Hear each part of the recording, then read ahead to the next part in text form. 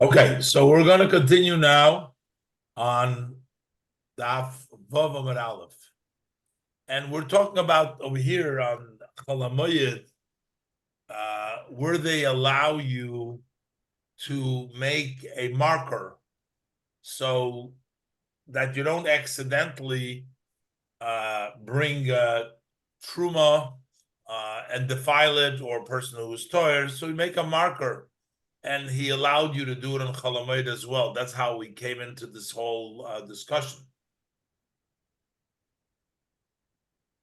Now, here we're going to go some further halachas, further laws in this in that area. So, Omar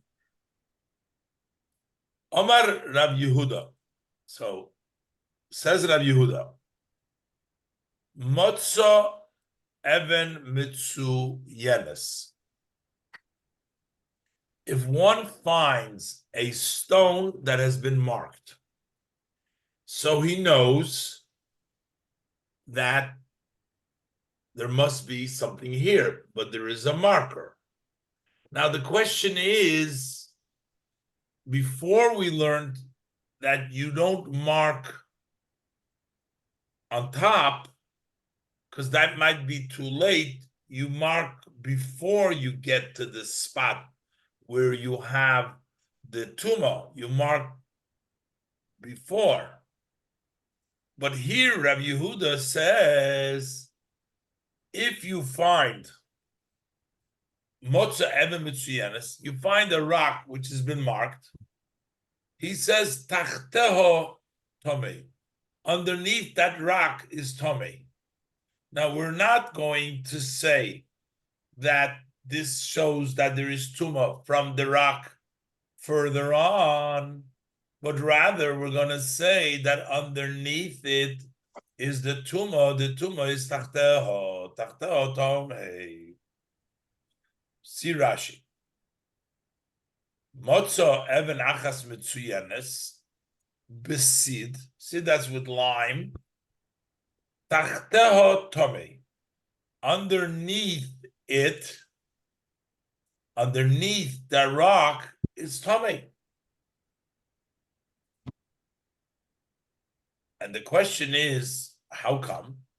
Maybe this is a marker which is showing you that there's going to be Tuma from that point and on, but not underneath. So Rashi continues, says like this: Umipi moiri hazokin.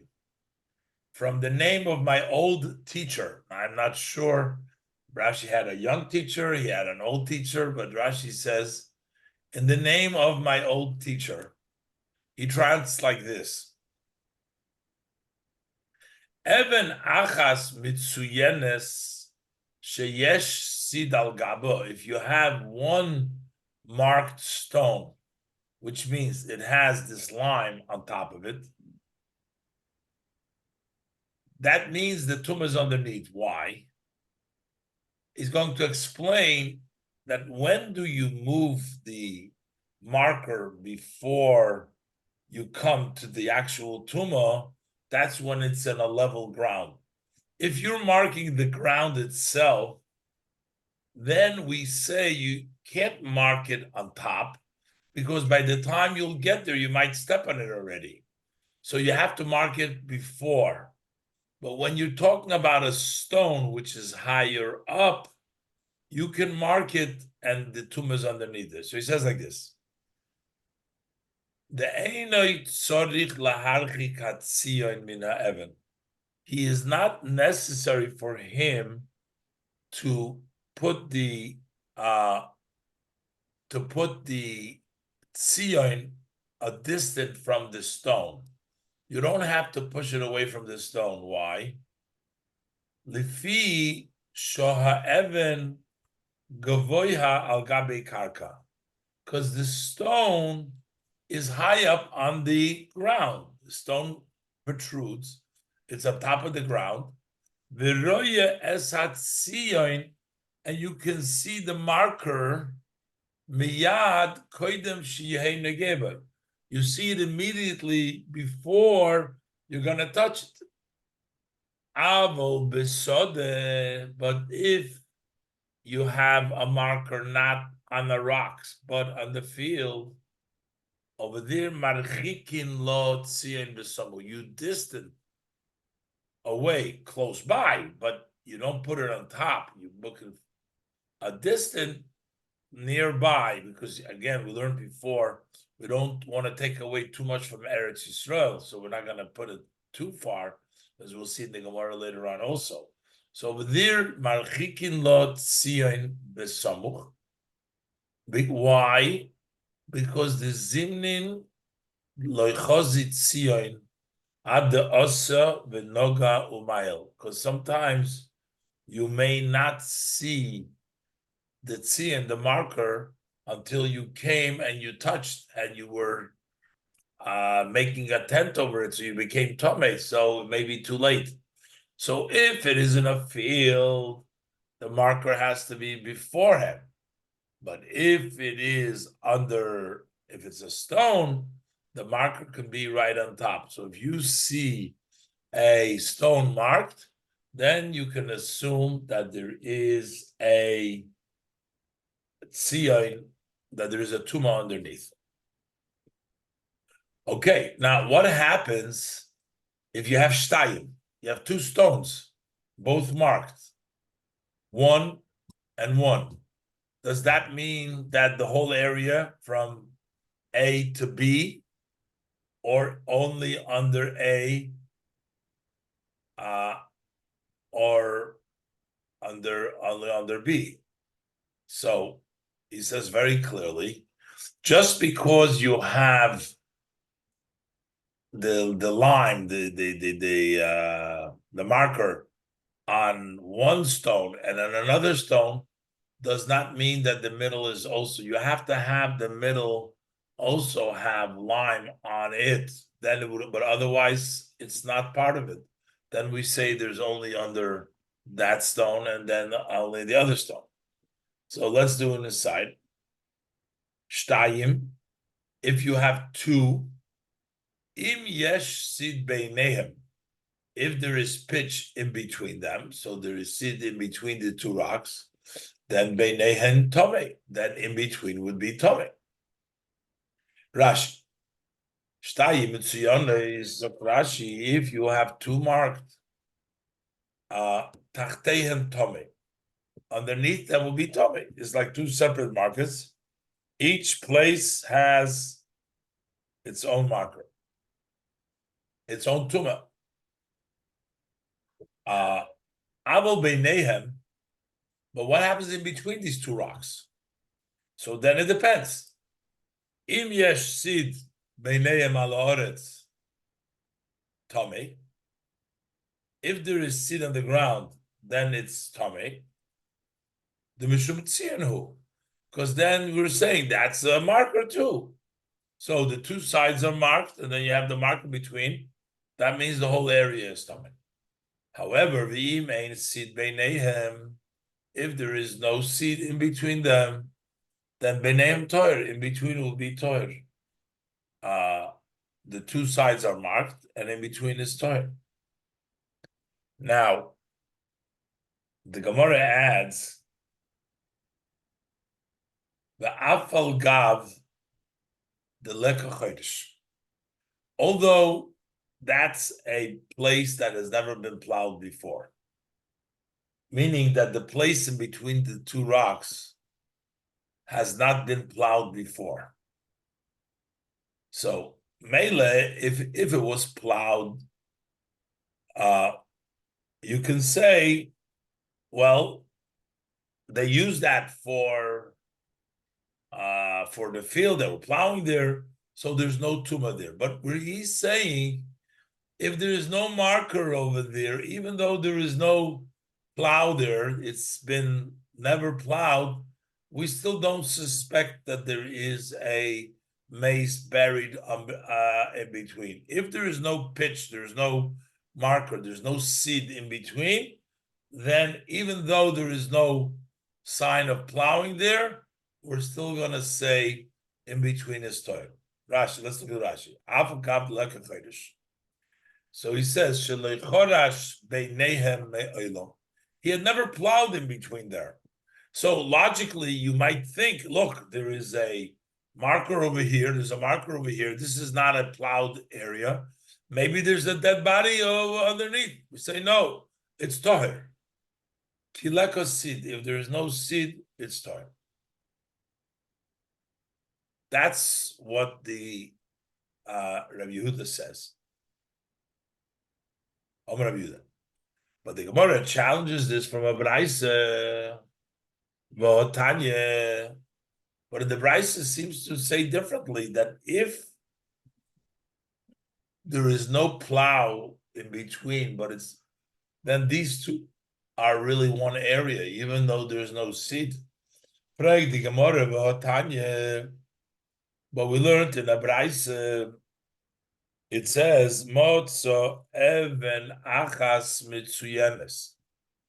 If he finds one stone with a marker that has been marked, tachteo tomei, then underneath that stone, it's tomei. Shtayim, if you find two stones next to each other, then it would be tomei unless im yesh chodesh beineim. If there is a plow between these two stones, so that separates them. These are two separate areas. This is one stone for here, one stone from there. Then beineihem toyer, then in between it's toyer. But v'im lav, if it's never been plowed, beineihem tummy. In between them is tummy, because it's one area, even though there is no seed on the side, the middle, as long as it's not been plowed, it's all considered to be tummy. Rashi. Im ein chodesh beineihem tummy. The alpha gav the leko seed, even though there's no seed, there's no pitch there, there's no marker there, there's no sign there. Why? Because we say lifi shetziyen es ha'avonim shemikan umikan lo choshash l'tzayin b'intayim. Because he marked the stone from this side and the stone from the other side, so he didn't care about making a sign in between. So therefore, that's considered tummy. The two sides are the two markers for the whole thing. So in the Braisa, it says clearly, if it's not been plowed, it's considered like one place, and therefore it's all tummy. But Rabbi Yehuda said, even if it hasn't been plowed,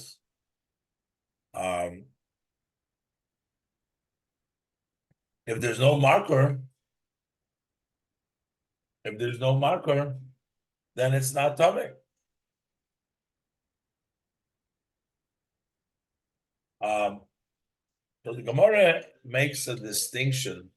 So again, in the Braisa, it seems in order to be toher, it's only if it's been plowed in between, then it's separate. Otherwise, they would still be in the same, and they would be tomei. And it seems like Rabbi Yehuda disagrees and says even though it's not been plowed, it's still going to be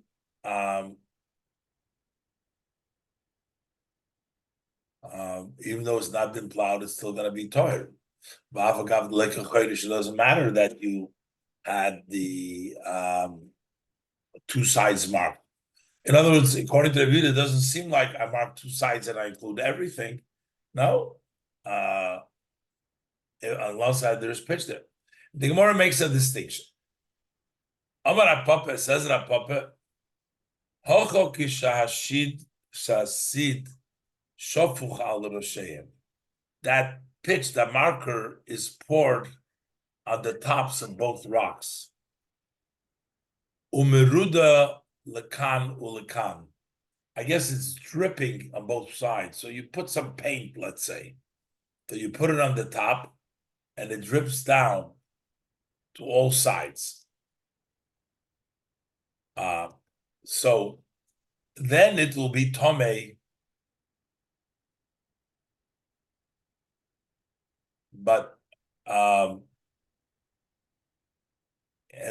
therefore, if there is a plow in between, it'll be toyer, because then you would say that it is because of the plowing that you did in between is that it came down, and not because that he was trying to mark off both sides. Let's look at the Rashi. Hocho de Kotoni, in this Braisa that it's written, Kileko Chodesh Tome, that if there is no plow, it is Tome, because we assume that they're both together, is talking about a case you're going to see Shofuch al Rosh Avonim, that the pitch was poured on the tops of the stones. Umeruda lekanu lekan beineim, and it is actually dripping to both sides to the in between. So on this side, from this stone, and the other side, it's coming down. That's marking that everything is tameh. However, over there we say the iko chodesh, if there is a plow that goes through there, then it wouldn't be tameh. Then we would say machmas chodesh should be iklaf. That because of the plow, that sort of peeled it down. The plow caused it to peel down from the top to the side. Sheniklaf min havonim, v'nof flu sham beineim. It peeled off from the stones, and it fell in between, and therefore v'toyer. That's why it's going to be toyer. If we have a plow going there, then we're going to say that the plow took away the marker. Not took away the marker, that caused the marker to fall on the sides, and that's why it's toyer. But if there is no plow over there, so, and since it's going down on both sides, see this the beni benu, then it's actually the pitch that he made for in between, put it on both sides of the stone. And it's made over there because of the marker. To tell us that there's tumah there. So over there, why do we say that we need a chodesh to make it toyer, but without a chodesh it would be tumah, even though we else would say it's toyer? Hello? Hello? Yeah? Hi, what's up? How's your day going? So the reason why we need a chodesh to make it toher, because we do have some markings on the between.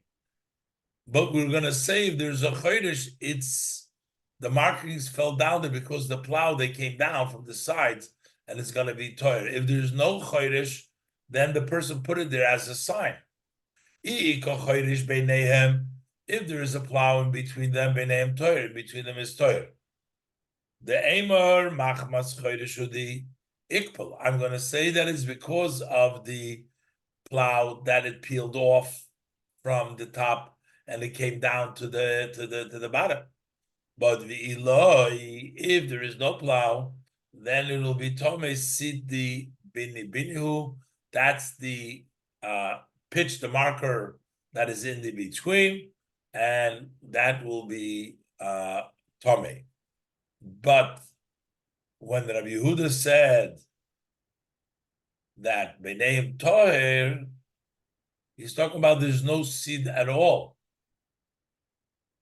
If there's no seed at all, so then there is nothing what to worry about. When there's no seed, we don't worry about your phone is over there. It's ringing. All right. Anyways, next, Amar Abasi. Says Rabasi. What happens now? We're trying to figure out how these markers work. So says Rabasi, Meitzar Echad Mitsuya. A field has 4 boundaries, 4 mitzorim, and you have one of the 4 mitzorim. They used to put a marker to know where the field begins, where it ends. The parts of the field. So it's called a meitzer. They used to put like something on the edge of the field. That's the boundary. So one of these boundaries was marked. Does it imply that the whole field it's a marker because this is the beginning of the field? So we say no. So the din is hu tome. That meitzer underneath that meitzer is tome. But v'chol hasoda kulo tahira. But the entire field is still tahir. What happens, Shnayim, if you have 2 of the boundaries marked? Again, Heim Tmeim v'chol hasoda kulo tahira. They're tahir. We're not saying because you have 2 markers, they indicate this side and this side, everything in between. No, only those spots, just like by the stones we learned before. Only the stone here, only the markers themselves. And the rest is tahir. What happens? You have shloisha. You have 3 markers in the field. 1, 2, and 3. 3 sides of the field. Again, Heim Tmeim. The diet. Kol hasoda kulo tahira. And the whole field is tahir. Heim Tmeim v'chol hasoda kulo tahira. So even though you have 3 marks, 3 sides of the field, we're not going to say, we're saying the marker only shows there's something underneath.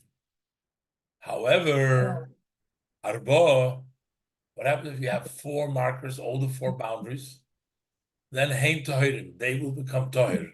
Because we're saying they're not saying anything about underneath them, but rather they're telling us about what's going on inside of the field. Therefore, Heim Tahirim, they themselves are Tahir. There's nothing underneath them. But v'chol hasoda kulo tameya, the whole entire field is tummy.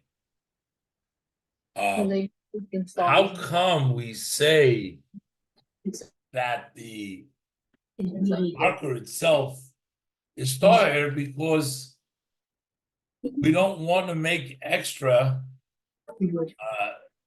tuma, the Omar Mar, because we said before, ein marchikim tziyin mimokim tuma. We don't move a marker far away from the place of the tuma. We don't want to mark off more than necessary. Why?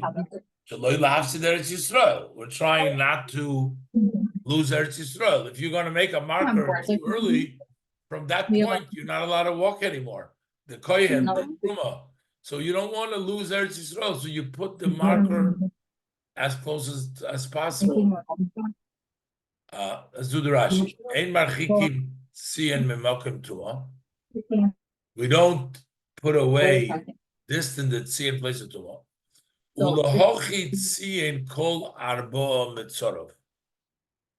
And that's why the person, why did he mark all the boundaries? I don't And understand that. because he wants to make the whole Tomei field. That's why he did it in such a way that he did all the 4 boundaries, so that everything in between. Now, ubitzion, the mindset is sagi lekulo.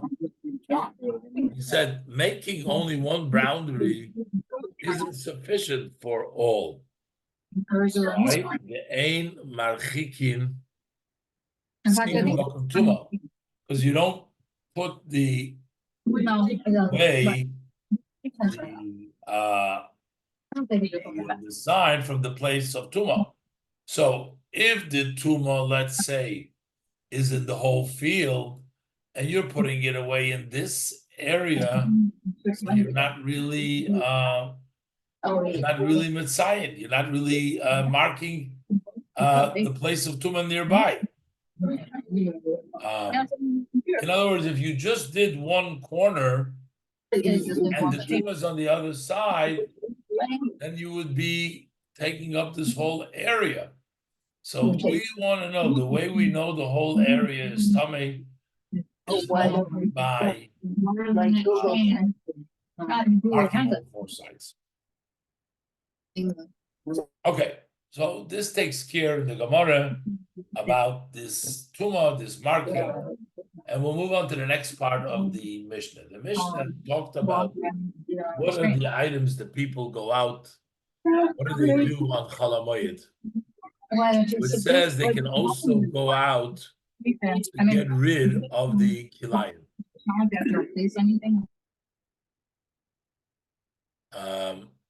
They also go out on the Kilayim.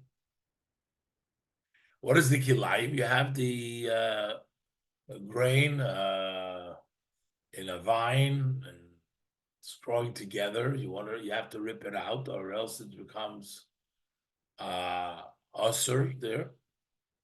So the Gemara challenges and says, "V'akilayim b'choyle shamoyed nafkinon." Do you really go out for kilayim on choyle shamoyed? Would you really do that?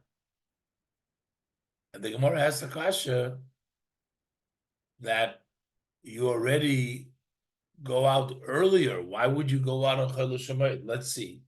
The Rashi explains. The Gemara says, why would you go out on kilayim on choyle shamoyed Pesach when you already went out earlier?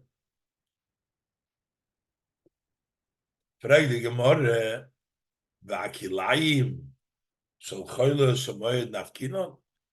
Uriminu. But I'll ask you a question, because it says in the Braisa, in the Mishnah, that be'echod ba'odar, on the first day of Odar, mashmiim al hashikolim v'al hakilayim.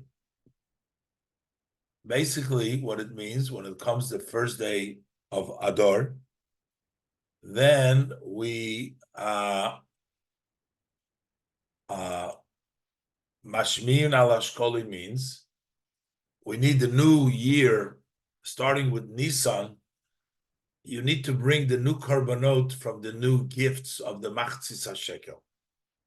So once it comes on the first day of Adar, then they start telling the people about the shekolim, reminding the people to prepare the shekels, and we'll see. And on the 15th, they actually start collecting the shekels. And also the ala kilayim. They start telling the people to be careful in the kilayim. That starts on the Echad B'Adar.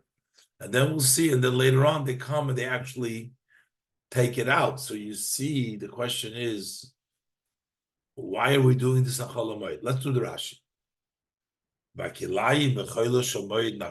Do you really go out on kilayim and Chol HaMoed? Ureminu, but I'll ask you a question. It says in the Mishnah, Be'echod ba'odar mashmim ala shekolim, that on the first day of Adar, we start announcing the shekolim. Sheyihu Yisrael mevim trumas shekolim benisim, that the Yidden should bring their gift of the shekolim in the month of Nisan.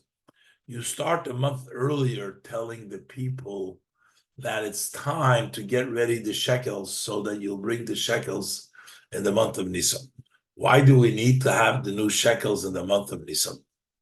Because it says the ksiv, the pasuk says, "B'chodshoy l'chodshay hashana." Zois oilas chodesh b'chodshoy. The oila has to be a renewed l'chodshay hashana. We translate this pasuk as mean chadesh v'hoveli korban betruma chabdesha. You have to renew. We translate that pasuk. Bring the korban from the new gift. There's a new gift necessary for the first day, for Nisan, for Rosh Chodesh Nisan. We learn from the pasuk. So they would go out and announce it.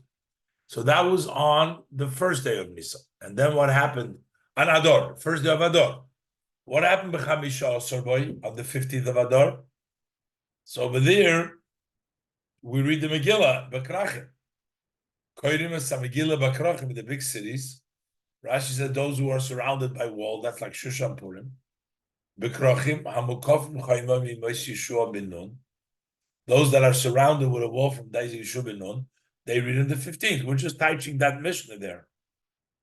And then weiter, V'yotzin L'kavitz es hadrochim. On the 15th, they're coming out to, I guess, fix up the roads, to fix the streets, v'lomud hamikvos, and also to measure the mikvos. What is this thing about measuring? This all took place on Chamisha Osor Boy, on the 15th. They would do all these things. They would go out and have the agents of Beis Din taking care. One of the things is they would measure the mikvahs, because the mikvahs would get full, the pits, with leaves, with other junk, and it was missing the amount of water necessary for a kosher mikvah. Let's do the Rashi.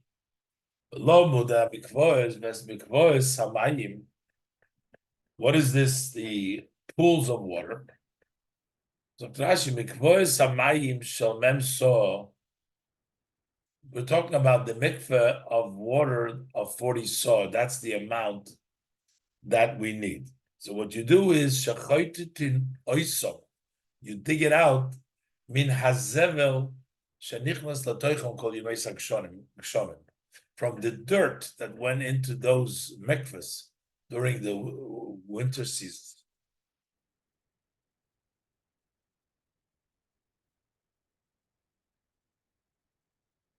So, what is going to be the Gemara's question? The Gemara's question is going to be, so here we see that we're dealing, and there's also going to be, we didn't learn this yet, but it's going to be, Rashi asks a question, okay, and then it's going to say further, that's still on the 15th day of Adar. We do all the community needs. And we mark the graves. We're going to the Kilayim. So, what do we see from this? That it's not on Chalamayid. Why would you go on Chalamayid on the Kilayim when it says over here they announced it on Rosh Chodesh Adar, and they start sending out for the 15th of Adar? That's what it says here. It's on Kilayim. That's the Gemara's question. But Rashi wants to know, why is the Gemara not asking the same? Why is the Gemara only asking about Kilayim? Why is the Gemara not saying, on the marking from this? So Rashi, v'hai delay parich nami b'Gemara ashar masnisi. Why does the Gemara not also ask on the rest of the Mishnah? The Toni u'misaknin hadrachim v'arachayvis. Because it says in the Mishnah, it says that you fix the roads and the street of Chol Shamayid. But here we see we did it already on the 15th of Adar.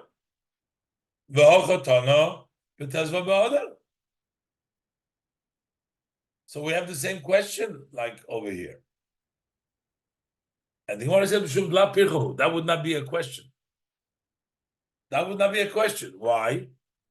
The bedinu the mesaknino lohu treizimla. You need to fix it twice.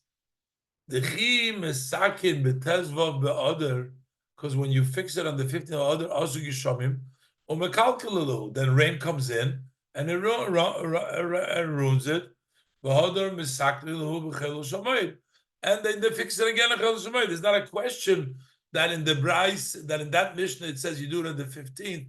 And here we say we're doing a Cholamayid, do it twice. Because the rain, still rain season, it ruins it.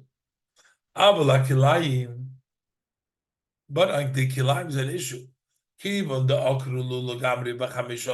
Since they uprooted it, they found any of the Kilayim growing over there in the fields, in the orchards, amongst the vine, so they uprooted it totally. That was done on the 15th of Adar. Why should he go out and do it again Chol HaMoed?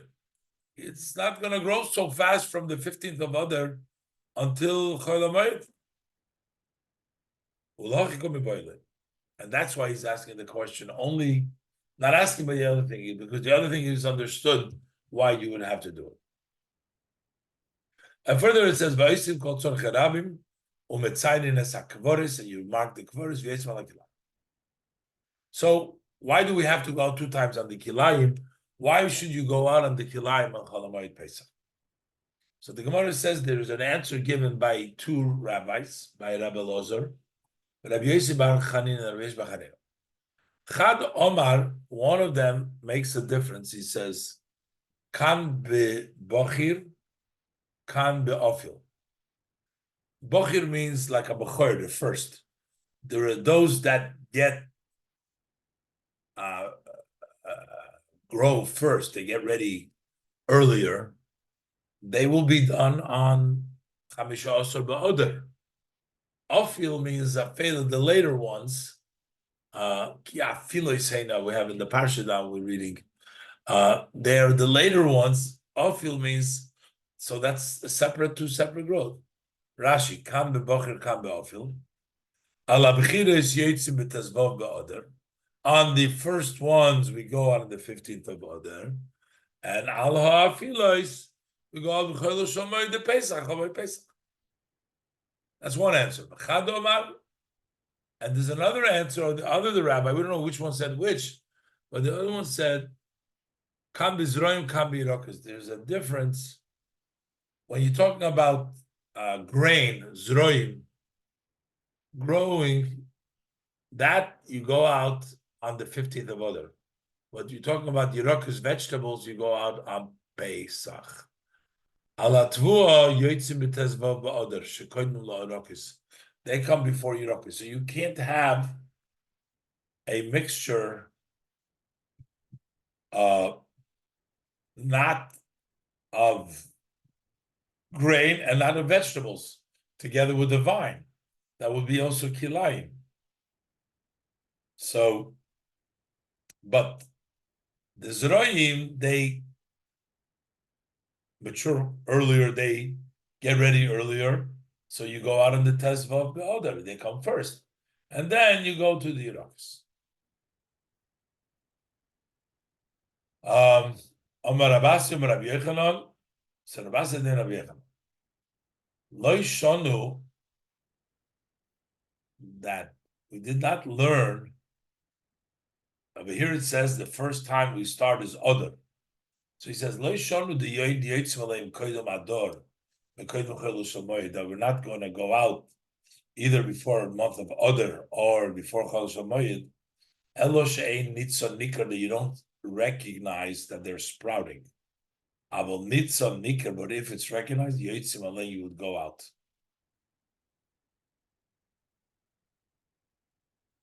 Okay, so we still didn't answer. So why go Chol HaMoed? Why not do it any other day? Why you have to work a Chol HaMoed? Why is this permitted? Oh, you told us you need to do it again. It's not sufficient. What you did it on the Tezvav Oda, you need it again. Fine. Just because you need to do it again, why do it on Chol HaMoed? Rabbi Yaakov and Rabbi Yechanan said a very practical reason. Because labor is cheap then, because people are not working. Chol HaMoed, people are looking for some ways to earn money. Most people are not giving the workers, laborers, any pay. It's because the money for the work, which is cheaper by the workers, because there's not a lot of work around. To say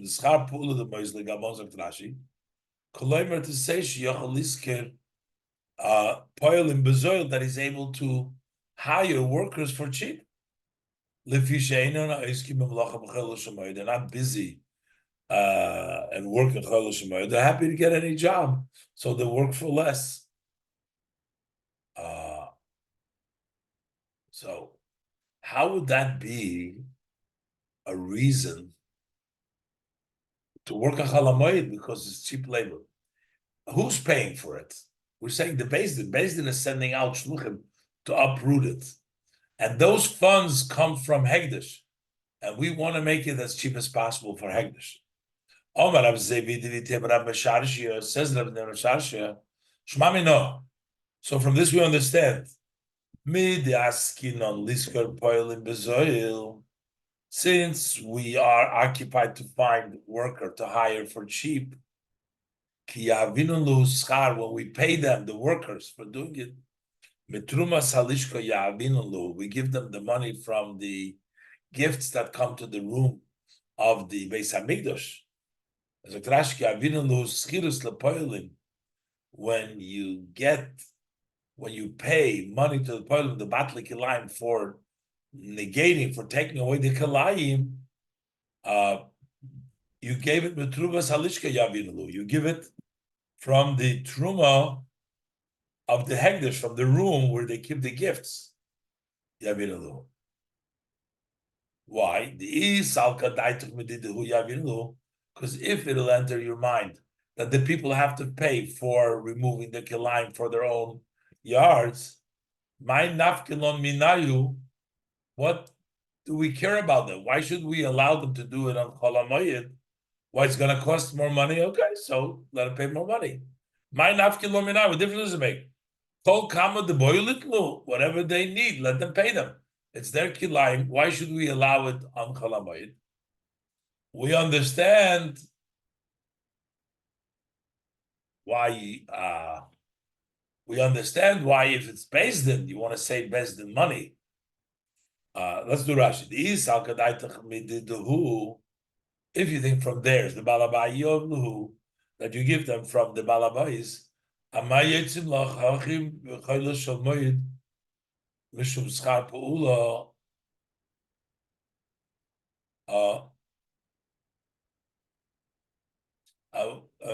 Cholzman.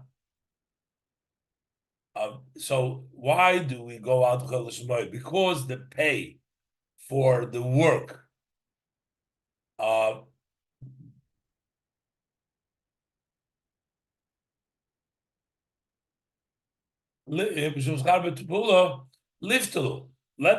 them not have any work. B'cholzman afal gav the leko schar pula b'zoil b'chol kama v'madaboy le'eselu. To figure out how to touch the words here. Elamatrumas halishka yavinalu. But since we pay them from the money of the lishka of Hegdish, b'chol kama motzinu letzamtzim moiz the Hegdish avdinon, as much as we can take away and make less the moment of Hegdish, that's what we do. Okay, we'll leave it over here. Just a short word on the Parshas Shmois. And Shmois talks about Golus, basically. The portion of Eira already talks about the beginning of the liberations. You have the Makis, not quite, but started off. But Shmois seems to be talking all about Golus. But sometimes when you're in Golus, when things are difficult, you're challenged, you actually discover deeper and stronger energies that you have. Sometimes you didn't even know that you possess it. So there's a work, sometimes there is work when things are easy. Of course, we can reach greater heights, we can accomplish more. When the Beis Hamikdash was there, everything was open, we were in a higher madrega. But when we're Golus and we face difficulties and face challenges, that's when sometimes we cut a greater level. That's the Shmois B'nai Yisrael, the name of the parsha is Shmois, that they become important because you show that we're not going to be deterred by the struggles. And Am Yisrael is going through very hard times now. Hashem should give us the koiches and send us the bracha that we should be able to come out safe and sound. It should be Sholem ala haaretz. Thank you, everybody, for listening. Hope to see everybody in Mitzvah Shem next week, same time, same station. And in the meantime, everybody have a good and a happy week, and we should hear only Surah status. Good news. Thank you, Rabbi. Thank you. Have a good night.